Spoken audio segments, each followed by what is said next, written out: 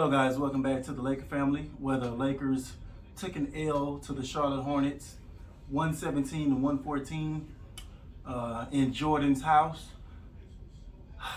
This was a game where once I saw that LeBron James and Anthony Davis were not going to be in the starting lineup, I said I'm just going to sit back and take this loss like a man and, just see what the young guns can get in there and do, get them some experience as far as, with more touches. That way they can kind of grow some type of some type of confidence within themselves. So I was going into this game willing to just, die like a man, but the way we fought back in this game and the way it was taken from us, especially by the referees, that right there was just some BS. In the words of Shannon Sharp, man, that was some bull jive. And that play alone, it cost us. That was basically the nail in the coffin that decided the game. That's the play that we had to challenge, is the play that I'm referring to late in the fourth quarter. I want to say it was like maybe around the 3-minute mark left in the fourth quarter, somewhere in there. We were doing good, making a run, closing in. We were making the young Charlotte Hornets sweat. They were folding. Westbrook was putting the pressure on them. Austin Reeves was making plays. And all of a sudden, as soon as we was about to get a stop to possibly go down on the other end and tighten the game even closer, Miles Bridges just bulldozed THT, just dropped his shoulder and ran straight through him like a running back. Got the foul call and the and one layup off the glass. It was clear as day there for everybody to see, even the announcers. Both announcers. It's rare that you have both announcers agreeing on a call, and because it was that egregious and that wrong of a call, everybody automatically assumed that the call was going to get overturned. How do you have replay? What is the freaking point of replay and challenges if you're not going to do your freaking job as a referee? I have been on too many of the receiving end of bad, porous, atrocious refereeing. As y'all know, I'm a Saints fan, so y'all know I've been on the wrong end of a lot of, like, these are life-altering type of bad calls that I've been on the side of being a Saints fan and a Lakers fan. The referees are like, they can be the deciding factor of somebody winning a Super Bowl, a championship, or having somebody's career being totally diminished and forgotten. That's how much power a referee has. And I'm sorry, I just feel like that's way too much power, especially that now that you have betting and gambling and stuff like that on games. I just think it's a bad look for referees not to be held accountable to and have some type of consequences for these bad calls like this. I don't get it. All I can do is state my opinion on it. I can be angry, I can rant about it, but until the league decides to take action on it, there's nothing we can do about it. That 3-point swing, we ended up losing by, if you don't count that last free throw that they gave, what was his name at the end? PJ Washington. They gave PJ Washington like a free throw at like 0.2 seconds left. The game was over with anyway. So we really would have lost by 2 points. It would have been 116-114. So we lost by 3 points. So that play right there alone was significant. Was very significant. We didn't hang our heads after that, and that's what That's what I loved about my team tonight. I'm tired of these moral victories and us having to come back and fight back. I'm gonna get into why I felt like we got down, but the fight at the end is what I enjoyed. Um, from the guys, man, especially Russell Westbrook. He was a Tasmanian devil tonight. I felt like he was able to play freely tonight without Anthony Davis and LeBron James. But if he can play like this without them in the lineup, maybe we were too critical of Westbrook. But it is what it is. He's the third player. Once they're on the floor, he still has to find a way to be effective. I know he's like an Allen Iverson type of point guard where you have to give him the reins and let him control everything for him to be productive. But on a team like this, you have to figure out how to be the third guy. It is what it is. He was great tonight, spectacular. 35 points, 5 assists, and he didn't let that play stop him. He came right down the very next couple of he drilled a three. He was crossing people over, getting into the lane with blazing speed that I haven't seen from him in like maybe 2 years. He was shifting gears like I haven't seen him do in like 2 years. They could not stop him. He was just at the point of attack, man. He was just gone. He knocked down a couple of threes. I think it was 2 threes he knocked down after that, and it kept us in the game. It brought us back. Austin Reeves, he got in there and did some damage as well. He got an and one play, knocked down a clutch 3-point shot. Those guys were fighting. I'm like, okay, where was this fight from these guys last night versus the 76ers? It would have been much more of a competitive game if these guys did this last night. But nonetheless, they were coming back and rattling the Hornets so bad that Michael Jordan was so pissed off, he got frustrated and had to walk off from his lounge in his the luxury suite. He just got up and walked away. That's how frustrated and pissed off he was with his team, with them letting us come back without Anthony Davis and LeBron James like that.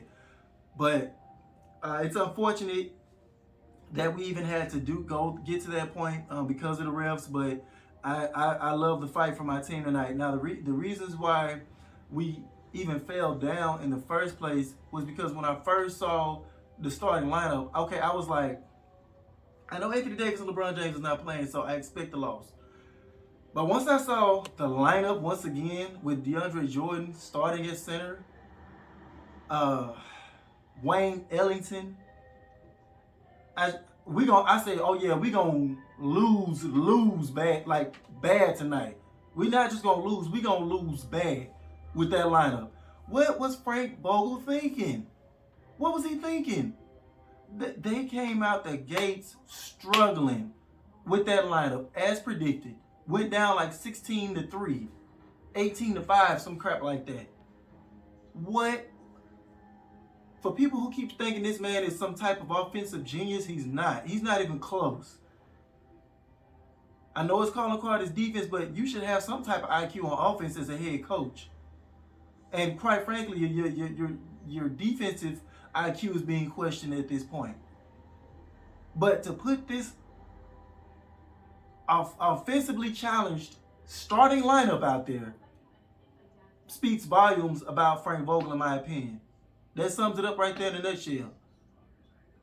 Does he do some things well? I give him credit, on a few things, but for the most part, from what I'm seeing, these rotations and starting lineup decisions, it's just not conducive to winning. We all know Bradley is a sometimer on offense, so that's a non-starter, basically, that you can't count on the starting lineup on the offensive end. Wayne Ellington, we've seen how trash he's been all year. 3 of 8 from the field. Now, he did knock down three-pointers, but that came like later on, and it just his value on the floor, it wasn't needed. I'm sorry. DeAndre Jordan played 20 minutes, only 4 points, 7 rebounds, and a turnover. 2 of 8 from the free throw line, which Other than the referees, I would say that we shot ourselves in the foot when it came to free throws. We missed what was that, 9 free throws. We lost by we would have technically lost by 2, barring the other free throw with the .2 seconds left. So I hold the refs accountable, but at the same time, I'm gonna be a man and still hold my team's part as well. They need to be held accountable on that part as well, because you should not miss 9 free throws in a game when you're missing your 2 stars. You have to be near perfect. And DeAndre Jordan, that was Frank Vogel's fault right there. He missed 6 free throws. So that's part of your free throw problem right there.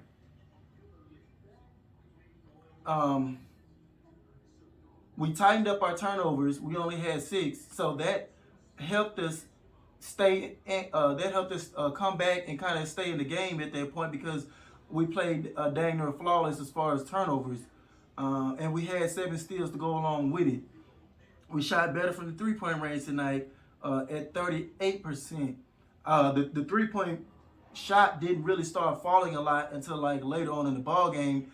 Thus, that's what started the comeback. But at the beginning of the game, we were atrocious. Stephen A. Smith at the halftime was blasting our team for. It was like Westbrook is making the right reads, but the guys are just not knocking the shots down. It was pathetic.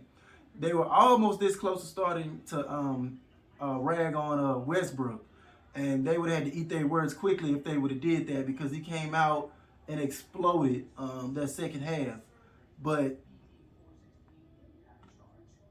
that was a poor choice of a starting lineup, man, for Frank Vogel. I don't know how many times I keep saying, if Anthony Davis is out of the lineup, start Carmelo Anthony. How many times do I have to keep saying that? You're supposed to start off with, you want to at least have another knockdown shooter or a capable scorer in the lineup. He could have helped Westbrook in that starting lineup tonight. That contributed to the loss right there. I don't understand it. At least have Austin Reeves, somebody who was at least a decent 3-point shooter, in there. Come on now. THT, he's starting to fall back into my doghouse, and I don't like when guys, when they fool me. You know what I'm saying? Because I see the potential there with THT, but he's just been regressing ever since the beginning of the start of the season. When he came out the gates those first 2 weeks, he came out the gates like a blazing bull, man. He was lighting it up, torching it up, man. And ever since then, it's like the Monstars done stole his talent. I'm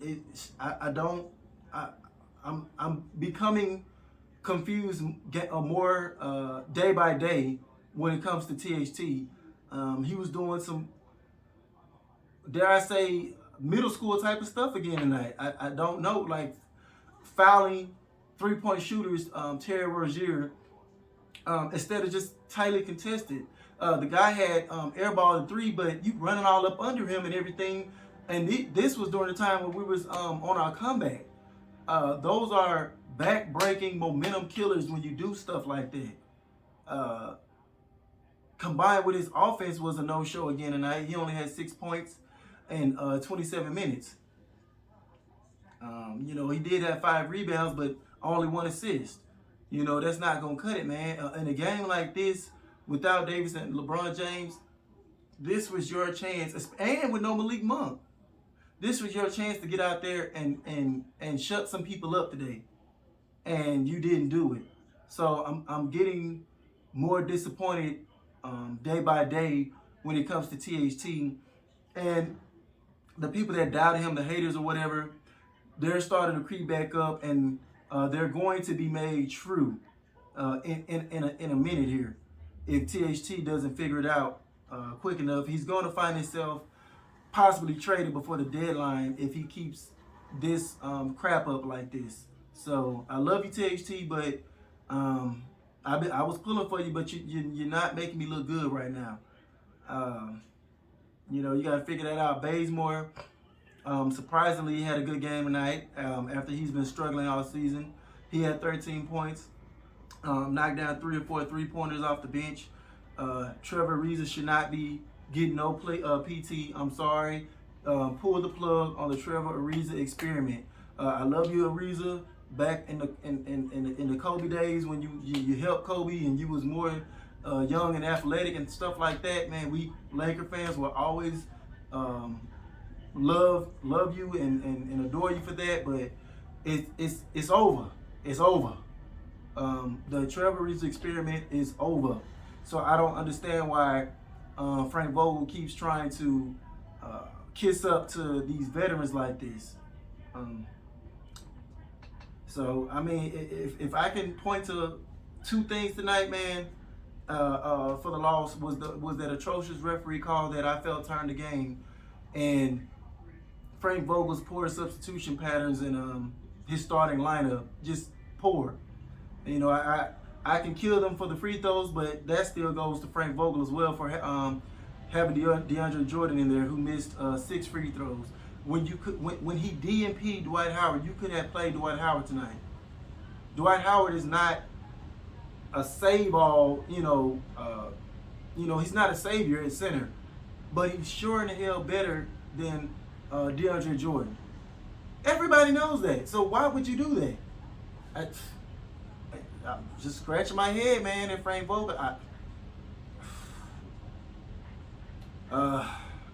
Miles Bridges killed us, man, with 26 points, 6 assists, 8 rebounds. He's an underrated, up-and-coming young player in this game. I felt we shortened LaMelo Ball's production tonight. He did end up with 20 points, 7 rebounds, but he wasn't as effective as he normally is. We held him to just 2 assists and 2 of 8 from 3-point range and 7 of 18 from the floor. So we held him in check pretty good enough to stay in this game. The person I felt killed us, well, obviously Miles Bridges, but Terry Rozier with 20 points, and Ish Smith. Ish Smith was 10 of 12 off the bench with 22 points. He wasn't missing nothing. I'm talking about hands in his face. He wasn't missing nothing. Mid-range 3-point shot, nothing. I don't know. It's always some bum getting in the game. I know Ish Smith can play, but 22 points on 10 of 12. Come on now. Highly frustrating, man. Like I say, at this point, I've pretty much accepted that we're going to be in the tournament spot. It's a shame that we're behind the Clippers, who has no Kawhi or Paul George. We're behind the Minnesota Timberwolves, which is just sad. It's sad and pathetic. So we're supposed to get Anthony Davis back Sunday. Who knows if that's going to help turn anything around. If Westbrook can keep this up, that's the only silver lining. We had a silver lining with Anthony Davis last game versus Embiid. And then tonight we had a silver lining with Westbrook looking great without LeBron and AD in the lineup. Now we just have to see whether or not he can continue that being the third guy. But that's all I have for tonight, guys. As always, thank y'all for watching. Please help my channel grow by like, sharing, and subscribing. And I'll catch you guys on the next one. Peace. Can't be touched.